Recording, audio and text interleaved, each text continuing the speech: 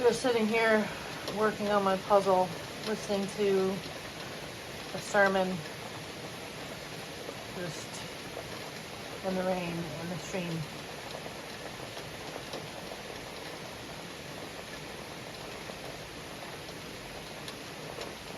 Still haven't decided if I'm going to come home tonight. I think I might. It looks like the rain's going to be over like around 1, so I may pack up after that and head home. But I'm kind of, you know how I get with my puzzles. So we'll see. We'll see how it goes.